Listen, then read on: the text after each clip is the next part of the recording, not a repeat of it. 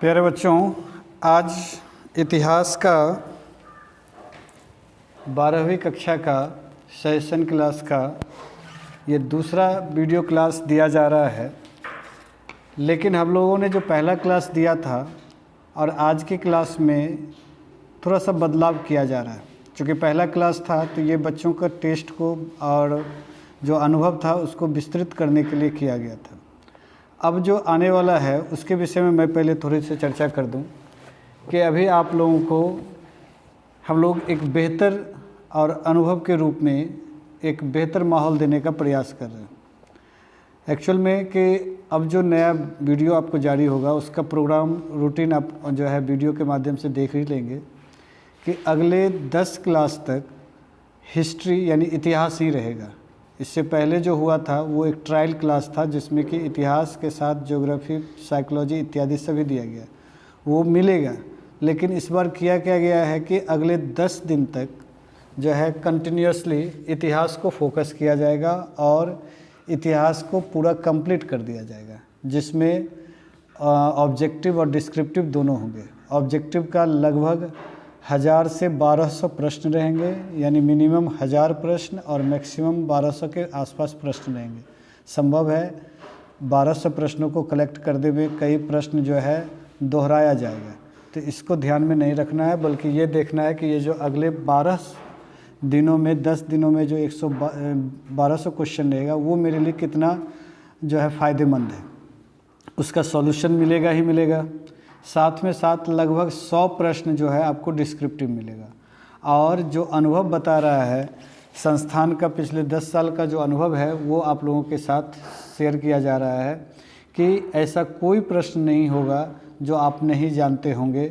ये निश्चित रूप से रहा। हम लोग को बड़ा आश्चर्य अच्छा लग रहा है इस विषय को जान करके, और आपको भी बताने में अच्छा लग रहा है क्या कि अभी जो बिहार सरकार द्वारा जो टेस्ट अरेंज किया गया है कॉलेज वगैरह में, प्री बोर्ड जिसको कहा जाता है, उसमें जो है कई ऐसे क्वेश्चन सेट्स हुए जो आपको पूरा का पूरा वीडियो क्लास के ऑब्जेक्टिव से टैली किया गया है, जबकि मात्र एक क्लास हुआ है। तो इस तरह से आप देखेंगे कि अगर इस वीडियो क्लास को आप कंटिन्यूसली लेते रहते हैं तो निश्चित रूप से आपको हर तरह से फ़ायदा होगा। और जो हम लोगों का टारगेट है कि 80 से 90% मार्क्स का, यानी 400 से 450 मार्क्स का, वो निश्चित रूप से फुलफ़िल हो सकता है। अभी भी हमारे पास उतना समय है जितना में कि हम लोग आराम से उस लक्ष्य को प्राप्त कर सकते हैं। तो हम लोग का टारगेट है कि अगले 1 दिसंबर तक में हिस्ट्री को समाप्त कर दिया जाए, जिसमें कि ऑब्जेक्टिव हो और डिस्क्रिप्टिव हो। फिर अगला क्लास फिर रखा जाएगा किसी एक विषय का, उसको फिर समाप्त किया जाएगा। उम्मीद रखते हैं कि अगला क्लास इंग्लिश का या फिर हिंदी का होगा, यानी लिटरेचर का होगा। इसी तरह से हर विषय को एक सर्टेन टाइम दे करके उसको कंप्लीट कर दिया जाएगा, ताकि ये ना फिर रहे कि हमको अब क्या करना है। हिस्ट्री समाप्त हो जाएगा तो फिर अगले विषय की इच्छा रखना है।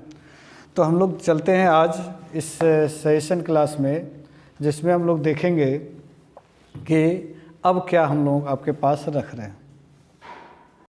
हम लोग चलते हैं अपने सेशन क्लास के एक बहुत ही बेहतर सफ़र में, जो 10 दिनों का हिस्ट्री के साथ हम लोग समय बिताएंगे और इतिहास के 12th क्लास के हर एक पहलू जो परीक्षा के दृष्टिकोण से महत्वपूर्ण है उस पर हम लोग फोकस करेंगे। तो वो ये कि आज मैं आप लोगों को कुल 7 डिस्क्रिप्टिव प्रश्न बताने जा रहा हूँ, जिसमें से 5 जो है शॉर्ट टाइप और 2 लॉन्ग टाइप होगा। इन 7 प्रश्नों का जो सेट होगा वो आप लोगों को वीडियो के मार्फत से मिल जाएंगे। बाद बाकी जो मैं समझा रहा हूँ उसको आप समझें, और इसको जैसे कि पिछले क्लास में आप लोगों ने किया होगा कि उसको समझना है, सुनना है, और सुन करके फिर तुरंत उसको आंसर करना भी है। मैं बार बार इस विषय पे जोर दे रहा हूँ कि आप जो भी प्रश्न आपको मिल रहा है, जो भी उत्तर आपको मिल रहा है, उसको आप रटे नहीं, बल्कि समझ करके उसको लिखने का हैबिट बनाएं। जितना ज़्यादा आप लिखेंगे उतना ज़्यादा बेहतर आपका रिजल्ट हो सकता है, उस पर पकड़ अच्छी होगी। मैंने कुछ बच्चों से बात भी किया तो मैंने महसूस किया कि कुछ बच्चे करते क्या हैं कि प्रश्न के उत्तर को समझते हैं, यहाँ तक तो ठीक करते हैं, लेकिन उसके बाद उसको जो है लिखने की शैली में नहीं लेके आते। परिणाम क्या होता है कि उनका जो रिजल्ट होना चाहिए या जो पकड़ होनी चाहिए वो थोड़ी कमज़ोर पड़ जाती है। मैं आपसे फिर अनुग्रह करता हूँ कि आप करें क्या, कुछ विशेष नहीं, बल्कि आज जो मैं आपको 7 प्रश्न बताने जा रहा हूँ, अगला 10 दिन आप हिस्ट्री को दे दें और सारा विषय को अलग साइड कर दें। इन 10 दिनों में मैं आपसे दावा के साथ कह सकता हूं कि हिस्ट्री का ऐसा एक भी प्रश्न परीक्षा में नहीं होगा जो आपसे छूटेगा। बहुत ज़्यादा दूर नहीं है, फरवरी में हमारा पेपर है, तो स्पष्ट रूप से समझ में आ जाएगा कि आप इस अनुभव को कितना ज़्यादा यूज कर पा रहे हैं। कुछ नहीं, 10 दिन 1 दिसंबर तक आप मेरे साथ चलें, हिस्ट्री के साथ चलें। तो आज का पहला प्रश्न है, अकबर को राष्ट्रीय शासक क्यों कहा जाता है? क्यों अकबर को जो है नेशनल रूलर कहा जाता है, इस पर हम लोगों का है। सबसे पहले हम लोग इसको समझेंगे कि अकबर को राष्ट्रीय शासक क्यों कहा गया। तो अकबर इतिहास में महान उपाधि प्राप्त किए हुए हैं। इसको ऐसे समझ लें और बहुत ही सरल शब्दों में उत्तर देना है कि अकबर को राष्ट्रीय शासक इसलिए कहा जाएगा क्योंकि हम राष्ट्रीय शासक मानते किसको हैं, या राष्ट्रीय सम्राट, राष्ट्रीय राजा, या ये जो व्यवस्था है वो हम किसको कहते हैं, राष्ट्रीय आपदा हो, राष्ट्रीय डिजास्टर हो इत्यादि कहते किसको हैं। तो ये सब एक्चुअल में जो राष्ट्र से रिलेटेड होगा उसी को कहते हैं। तो हम लोग इसको समझ लें कि जो राजा, जो शासक राष्ट्र को समर्पित हो, राष्ट्र के उत्थान में, विकास में सहयोग करे, वही राष्ट्रीय शासक होगा। तो ये ऐसा कैसे हो सकता है? तो ऐसा तभी होगा कि जिस भी देश में जो शासक होता है वह वहाँ के जनता को, उनकी भावनाओं को, उनके विकास को एक बेहतर तरह से आगे लेके चले। तो हम लोग मुग़ल शासक में जो तीसरे नंबर के शासक थे, यानी कि पहले बाबर, फिर बाबर के बाद हुमायूं, हुमायूं के बाद फिर अकबर, तो ये जो तीसरे नंबर के शासक थे, इन्होंने क्या किया कि भारत के जो सत्ता को जो है एक अलग ही मुकाम पर लेके चले गए, जहाँ पर भारतीय भयभीत थे कि भाई मुग़ल शासक आ गया है, विदेशी शासक आ गया है। एक अजीब सा भय, एक अजीब सी वातावरण था। उस वातावरण को अकबर ने लगभग अपने 50 वर्षों के शासनकाल में बेहतर करने का पूरा प्रयास किया। इस बेहतर करने के प्रयास में उन्होंने समधर्म समभाव की बात रखी। उन्होंने धर्म को एक नए विचारधारा की ओर लेके गया। इसका प्रमाण इससे मिलता है कि अकबर के नवरत्नों में से कम 4 से 5 ऐसे रत्न थे जो कि हिंदू थे, गैर मुस्लिम थे। तो ये दर्शाता है कि अकबर कितना धार्मिक सहिष्णु था। उन्होंने जो विवाह किया जोधाबाई से, ये धार्मिक सहिष्णुता को दिखाता है कि वो कितने धर्म के प्रति उदार थे। इसके अलावा उनकी जो नीतियाँ थी वह हमेशा प्रजा के अनुकूल थी, प्रजा के लिए बेहतर थी। तो ये सारा चीज़ जो है निश्चित रूप से क्या दिखाता है कि राष्ट्रीयता की ओर दिखाता है। हम एक राजा से क्या अपेक्षा करते हैं कि हमारा जो है समाज में समरसता हो, समभाव हो, विकास हो, हर जो है इकोनॉमिक जो परिस्थितियां उस पर कमांड हो, नियंत्रण हो, बस यही तुम अपेक्षा करते हैं। तो अगर कोई शासक अगर इस चीज़ पर खरा उतरता है तो उसको राष्ट्रीय शासक कहते हैं। और अकबर इसमें पूर्णतः फिट बैठते हैं कि अकबर जो है धार्मिक सहिष्णुता, धार्मिक विचारधारा को बेहतर तरीके से जो है अपने शासनकाल में संभाला था। तो कुल मिलाकर इसका उत्तर ये होगा, अगर शब्दों में, ये तो मैं आपको समझा दिया, आप इसको समझ करके अपने शब्दों में उत्तर लिखें। फिर भी अगर मेरे शब्दों का प्रयोग करते हैं तो आप लिखेंगे कि अकबर एक महान शासक थे। मुग़ल शासन में, जैसे मैं कह रहा हूँ, अगर उस प्रकार से हुबहू लिखना है तो कि अकबर एक महान शासक थे और मुग़ल शासन में जो तीसरा क्रम था उसमें अकबर थे। अकबर ने जो है राष्ट्र धर्म को पूरी तरह से निभाया। अकबर ने धार्मिक सहिष्णुता को, धार्मिक तालमेल को पूरी तरह से बैलेंस, संतुलित बना करके रखा। इसके अलावा उन्होंने विकास के लिए बहुत सारा काम किया। उन्होंने जो है विस्तारवादी के लिए युद्ध को मात्र पैमाना नहीं बनाया, बल्कि उन्होंने जो है आपसी तालमेल और आपसी विचारधारा के साथ अपने जो है साम्राज्य का विस्तार किया। तो इस तरह से देखा जाता है कि राष्ट्रीय शासक के सभी गुण अकबर में थे, इसलिए अकबर एक राष्ट्रीय शासक कहलाए। हम लोग अगले प्रश्न की ओर बढ़ते हैं। तो अगला प्रश्न है कि इतिहास लेखन में अभिलेखों का क्या महत्व है। बहुत ही सरल प्रश्न है और ये बारंबार पूछा जाता है और मेरा विश्वास है कि संभवतः 2021 में ये प्रश्न रहे। तो वो प्रश्न है इतिहास लेखन में अभिलेखों का क्या महत्व है। प्रश्न को ही अगर हम लोग समझेंगे तो उत्तर हम लोग को मिल जाएगा कि इतिहास लेखन में मतलब इतिहास लिखने में अभिलेख का अर्थ होता है कि जो हम लोगों को प्रमाण मिलता है, पुरातत्व के रूप में हो, लिखित हो या अलिखित हो, तो वो कहलाता अभिलेख। तो वो अभिलेख का क्या महत्व है, क्यों नहीं, बहुत सरल है कि अभिलेख का ही तो महत्व है कि अगर हमको इतिहास लिखना है, इतिहास से हम लोगों को ढंग से उसका परिचय करना है, तो अभिलेख का जो है हम लोगों को सही परिचय करवाती है। अब हम लोग अकबर के काल में के किसी व्यक्ति से तो संपर्क में है नहीं, या फिर अशोक के जो है सम्राट के संपर्क में तो कोई व्यक्ति रहा नहीं जो कि इतिहास लेखन में किसी को मदद कर पाए। तो वो जो अकबर हो या फिर विशेषकर अशोक सम्राट हो, उन्होंने क्या किया, उन्होंने जो है जो उस समय जो अपने उपलब्धियों को, अपने राजसत्ता को जो पत्थरों में लिखवाया, जो उन्होंने किसी दीवारों पर अंकन करवाया, वही जो प्रमाण के रूप में हम लोगों को मिला तो वो अभिलेख हो गया। और उससे ये तय हो पाया कि भाई अशोक सम्राट या और भी जो भी सम्राट हुए वो किस प्रकार शासन व्यवस्था चलाते थे, उनके समय जो है किस प्रकार के जो है प्रशासनिक कार्य होता था, जैसे कुआं खुदवाया जाता था कि नहीं, जो है सड़कें बनवाई जाती थी तो कैसे। जैसे आज भी अगर हम लोग आज के परिप्रेक्ष्य में समझे कि जब हम लोग कहीं पर सड़क, नहर, पुलिया बनती है तो वहाँ पर देखते हैं कि हमारे जो MP MLAs होते हैं, जो हमारे देश के शासक वर्ग होते हैं, जैसे मुख्यमंत्री, प्रधानमंत्री, राष्ट्रपति इत्यादि, तो उनका क्या किया जाता है कि उनको एक शिलापट पर उनका नाम अंकन करके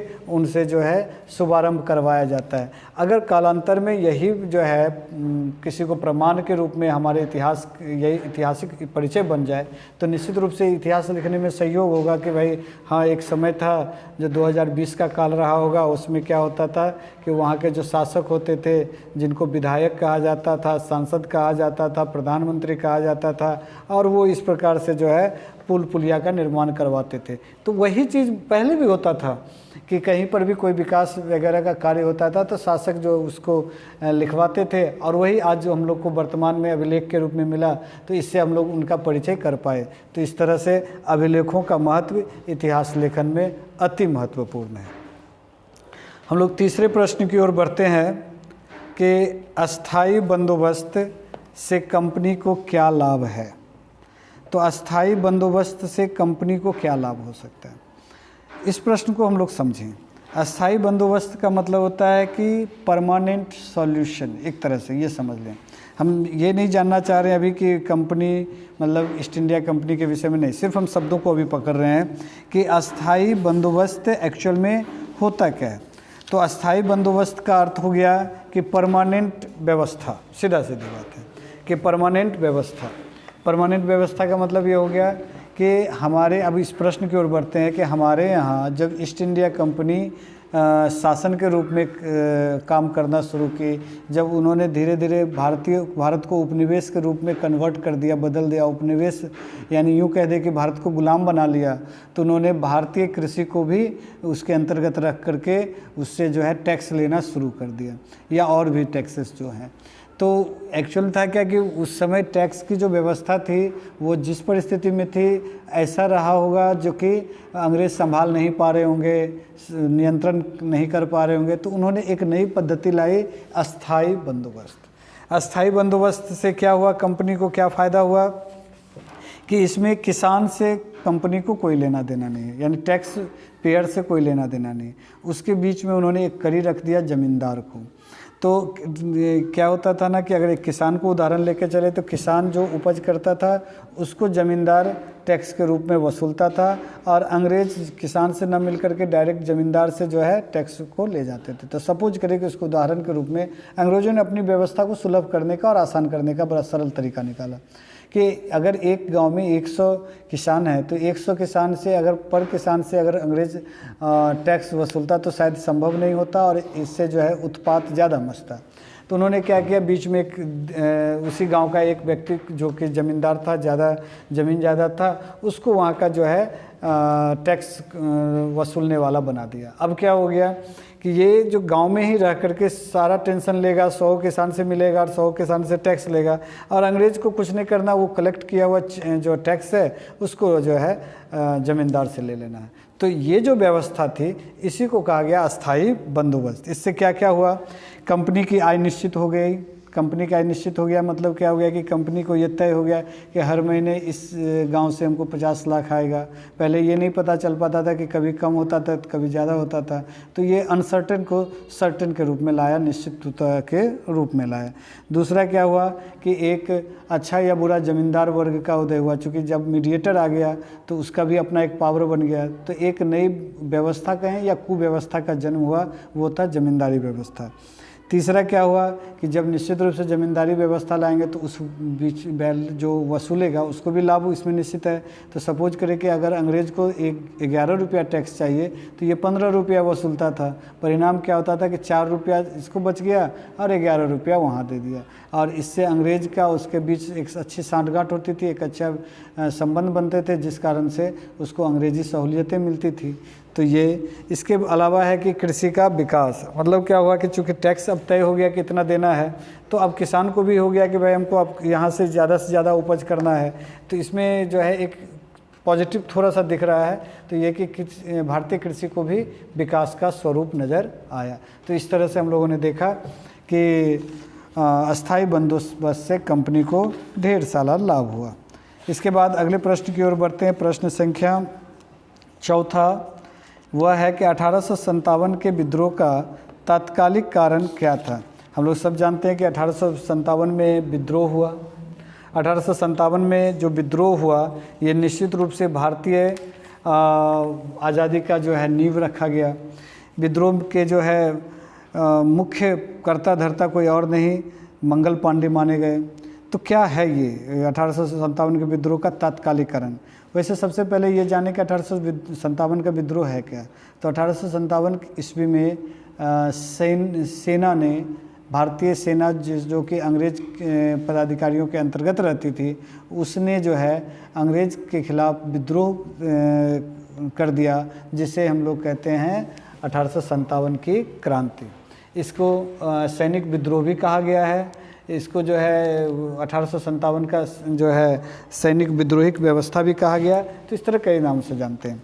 फिलहाल तो 1857 में क्या हुआ, आखिर कारण तो ढेर सारा होगा। कोई भी समस्या जो आती है तो अचानक कोई कारण नहीं बन जाता है जिस कारण से उससे युद्ध हो जाए, मारपीट हो जाए, झगड़ा विवाद हो जाए, ऐसा नहीं होता है। एक्चुअल में होता है कि कुछ ना कुछ थोड़ा बहुत पहले से लोग आपस में जो है मन मुटाव रहता है, मतभेद रहता है। धीरे धीरे ये मतभेद दिन प्रतिदिन कुछ न कुछ को लेकर के ये बढ़ता जाता है, और अचानक जब कभी क्या होता है कि कोई ऐसा व्यवस्था होता है जिससे कि वह सारा गुस्सा, वो सारी परेशानी एक दूसरे के सामने लोग रख देते हैं, तो वह जो रखने की परिस्थिति बनती है उसी को कहा जाता है तात्कालिक कारण। यानी कि एट द टाइम कि अब ये कारण हुआ जिस कारण से, लेकिन ये ही कारण हुआ ये कहना गलत होगा। तो क्या था, तो 1757 से 1857 के मध्य ईस्ट इंडिया कंपनी ने छल, प्रपंच, कूटनीति और बल के प्रयोग द्वारा लगभग समस्त भारत पर अधिकार कर लिया। ठीक है, तो ये तो तय हो गया कि भाई 100 वर्षों में, यानी 1757 से 1857 के बीच में 100 वर्षों में अंग्रेज़ों ने क्या किया, धीरे धीरे करके छल, प्रपंच, झगड़ा, विवाद, युद्ध वगैरह करके इन्होंने क्या किया, पूरे भारतवर्ष में कब्जा कर लिया। देसी राजाओं को कंपनी की सत्ता स्वीकार करने को बाध्य किया गया। इससे राज्य में असंतोष था। इस असंतोष को बढ़ाने में बेलेजली की सहायक संधि, डलहौजी का कुशासन के आधार पर राज्य हड़पने की नीति, गोद निषेध की नीति, देश राजाओं, नवाबों, तालुकदारों के जमींदारों जब्त करने की नीति, जलती अग्नि में घी डाल दिया। पेशवा बाजीराव द्वितीय के दत्तक पुत्र नाना साहब की पेंशन बंद करने, मुगलों का सत्ता को समाप्त करने की योजना, झांसी, नागपुर, सतारा, पंजाब, अवध के अधिग्रहण से देसी राजाओं और जमींदारों का एक वर्ग कंपनी के विरुद्ध में संगठित हो गया। तो कहने का अर्थ स्पष्ट है कि क्या हुआ कि 1757 से 1857 के बीच जो क्रांति हुई, ये पिछले 100 वर्षों में पूरी सत्ता को जो है क्या करने का प्रयास किया गया, तो लुंज पुंज कर दिया गया, कमज़ोर बना दिया गया, पूरे भारत को अपने कब्जे में अंग्रेज़ों ने ले लिया। और सिर्फ इतना ही नहीं, छल प्रपंच जो है इत्यादि बहुत सारा किया, जिससे कि भारतीय अंदर ही अंदर परेशान थे और एक मौके की तलाश में थे। तो ये मौका 1857 दे करके उनको गया, जहाँ पर वो अपनी जो विरोध था उसको जो है अंग्रेज़ों के सामने रखा। तो वो विद्रोह क्या था, तो वो सिर्फ किसानों के साथ मात्र नहीं था, देसी राजाओं के साथ भी परेशानी किया, इसके साथ ही साथ ज़मींदारों के साथ परेशानी किया। साथ ही साथ क्या हुआ कि ऐसे ऐसे कानून ला दिए जिससे कि व्यवस्था बदलती चली गई, बिगड़ती चली गई। तो ये एक बड़ा कारण था। लेकिन सबसे बड़ा कारण इसमें तात्कालिक कारण में लिखना है, जो कि था कि चर्बी वाला कारतूस। चर्बी वाला कारतूस का अर्थ हो गया कि जब ये युद्ध लड़ रहे थे सेना, तो युद्ध सेना ने क्या किया कि युद्ध लड़ने के दरमियान जो कारतूस होते हैं उसमें अफवाह फैल गया। संभवतः या अफवाह सही हो या, लेकिन अगर दृष्टिकोण से, भारतीय दृष्टिकोण से दिया गया तो ये अफवाह गलत ही सही, लेकिन भारत के लिए आज़ादी का मार्ग ज़रूर प्रशस्त करने का पहला प्रयास किया गया। तो वो संभवतः क्या था रहा कि कारतूस है, वो कारतून एनफील्ड राइफल एक था जिसमें वो कारतूस लगता था जिससे गोलियां चलती थी। तो उसमें था क्या नियम कि वह जो है उसके जो पलीता निकला होता था उसको दांत से खींचना होता था और फिर उसको पुश करके उससे जो है उस पर हमला किया जाता था। तो अब सवाल था कि जब कोई सेना इससे खींचेगा तो उससे उसके मुंह में टच होगा। और अफवाह ये था कि वह जो पलीता है एक्चुअल में वो पलीता नहीं बल्कि क्या है, तो वो एक चर्बी है। वो भी चर्बी किसका है, या तो गाय का है या फिर सूअर का है, यानी ये दो जानवरों का है। अब ये भी तय नहीं था कि गाय का कौन सा है कौन सा सूअर है, मतलब सिर्फ ये था कि गाय या चर्बी दोनों का है। अब क्या हो गया कि इससे भारत में जो हिंदू और मुस्लिम वर्ग थे, ये दोनों धार्मिक स्थिति पर हस्तक्षेप था। धर्म को अधर्म करने का, भ्रष्ट करने का एक समझा जाए कि एक अफवाह या साजिश थी। तो इन्होंने क्या किया, विद्रोह कर दिया कि हम लोग इस राइफल का या इस कारतूस का उपयोग नहीं करेंगे। अंग्रेज इतना बड़ा नुकसान सहने को तैयार नहीं थे, इसलिए उन्होंने क्या किया कि इस विद्रोह का दबाने का प्रयास किया। लेकिन मंगल पांडे ने इस विद्रोह का नेतृत्व किया और जो है अंग्रेज़ों के विरुद्ध खड़े हो गए। ये तो उसी समय शायद हमें आज़ादी मिल जाती, भले ही उस समय जो है भारत में एक जो है क्या कहा जाए कि अंग्रेज़ों का वफादार न बन गया होता, भारतीयों का विरोधी न बन गया होता, तो शायद 1857 की क्रांति ही हमारी आज़ादी का पहला शुरुआत तो हो ही गई, एक्चुअल में हो भी जाती। तो खैर हम लोग जो हुआ नहीं उस पर बात करके फ़ायदा नहीं, जो नहीं हुआ उस पर बात करना था। तो 1857 की क्रांति हुई और इस क्रांति ने धीरे धीरे पूरे भारतवर्ष में जो है एक राष्ट्रीयता का, राष्ट्र भावना की लहर दौड़ा दी। भले यह असफल रही, लेकिन दूरदर्शी की स्थिति में देखा जाए तो यह आंदोलन कंप्लीट सफल रहा। तो ये था 1857 के क्रांति के तात्कालिक कारण। अब है कि संघ सूची, राज्य सूची तथा समवर्ती सूची के बारे में आप बताएं। तो ये जो है बड़ा ही अच्छा प्रश्न है, कभी कभी ये पोल साइंस में भी पूछा जाता है।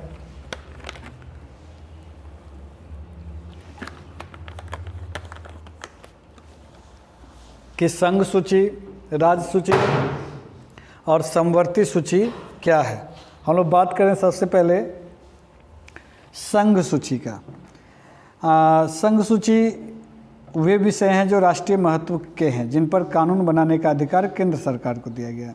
राज्य सूची प्रादेशिक स्थिति है जिसमें कानून बनाने का या नियम पालन करने का या करवाने का जिम्मेवारी राज्य सरकार को है। आज समवर्ती हो गया है कि जहाँ पर केंद्र सरकार और राज्य सरकार मिल करके किसी कानून या प्रक्रिया को लाते हैं, जिसमें केंद्र और राज्य दोनों शामिल है। कुल मिलाकर के फिर से एक बार समझेंगे कि संघ सूची मतलब हो गया कि जिसमें किसी भी कानून को बनाने, लागू करने का पूरा दारोमदार केंद्र सरकार पर हो। भारत में चूँकि केंद्र सरकार, राज्य सरकार होते हैं, तो केंद्र सरकार का हो, तो ऐसे स्थिति को कहा जाता है क्या, संघ सूची। फिर आते हैं राज्य सूची। यही कंडीशन अगर राज्यों में हो कि कोई भी नियम कानून लागू करने या उसको जो है इम्प्लीमेंट करने में, जिस कानून या व्यवस्था को इम्प्लीमेंट शामिल करने, उसको लाने में अगर राज्य की प्रमुख भूमिका होती है, राज्य ही होता है, तो उसको कहेंगे राज्य सूची। और समवर्ती सूची हो गया कि जहाँ पर दोनों का आपस में मिल करके उसका समाधान करते हैं, तो वो हो जाता है समवर्ती सूची। केंद्र सूची यानी संघ सूची के अंतर्गत क्या आता है, तो विदेश मंत्रालय, डाकघर, रेलवे, प्रतिरक्षा यानी कि डिफेंस इत्यादि। वहीं पर अगर हम लोग राज्य सूची में कहा जाए तो उसके अंतर्गत क्या आएगा, तो कृषि, पुलिस, जेल, चिकित्सा, स्वास्थ्य, सिंचाई इत्यादि। और अगर समवर्ती की बात करें जिसमें दोनों होगा, तो इसमें क्या आएगा, बिजली, विवाह, कानून, मूल्य नियंत्रण, शिक्षा, वन इत्यादि। तो ये आपस में जो है मिल करके तय किया जाएगा। तो बहुत सरल है। जैसे हम लोग रेलवे को जानते हैं, ये केंद्र सरकार द्वारा संचालित होता है। अगर हम लोग स्कूल कॉलेज को जानते हैं या स्वास्थ्य विभाग को जानते हैं, तो ये राज्य सरकार द्वारा, तो इसलिए राज्य सूची के अंतर्गत। और दोनों मिलाकर जो करते हैं उसको कहते हैं समवर्ती सूची। तो इस तरह हम लोगों ने देखा प्रश्न संख्या 5। तो आज का जो क्लास है उसमें जो ऑब्जेक्टिव होना है उसमें जो शॉर्ट टाइप होना है वो पूरा हो चुका है। अब हम लोग बात करेंगे क्या, तो लॉन्ग टाइप का। जो लॉन्ग टाइप में 2 प्रश्न को मैंने रखा है, वो 2 प्रश्न क्या है, तो वो 2 प्रश्न हैं।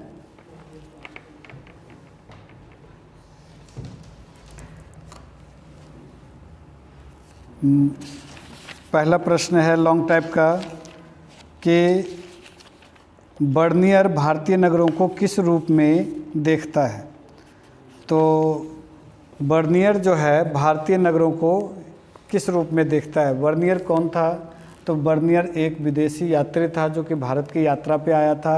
उसने एक किताब लिखी थी ट्रैवलिंग इन मुग़ल एम्पायर। तो उस किताब के मार्फत से इन्होंने क्या किया कि भारतीय स्थिति को दर्शाने का प्रयास किया।